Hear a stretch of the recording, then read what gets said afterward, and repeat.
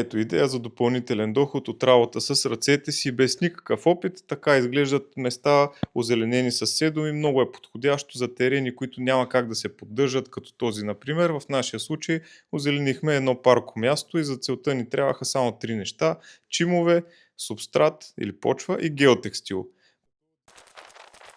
Първо трябваше да заравним терена хубаво и да смъкнем нивото с 5 см, за да станат растенията на едно ниво с паветата. Втората стъпка е да постелим геотекстила против плевели. Изрязваме си го на размер, разпъваме си го. След това застъпваме листите поне с 30 см, за да не излизат плевели.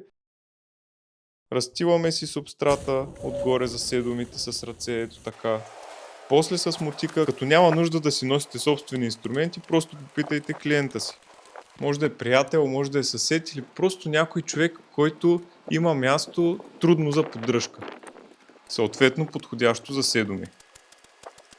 Ето това ми отне много време, защото трябваше да разчистя почвата, която бях отнел. Научен урок, директно в количка я слагайте и я изсипвайте някъде в градинката, защото чистенето е много бавно. Добре, че на помощ ми се притече един добър самарянин. Най-приятната стъпка е да развием чимовете директно върху подготвената почва. Ето така изглеждат в другите сезони от годината, защото клипчето е заснето през зимата и още не са зелени.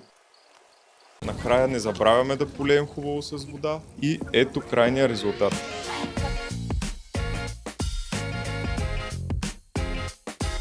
Ако искате да ви научим как се прави, пишете ни в коментари или на лично.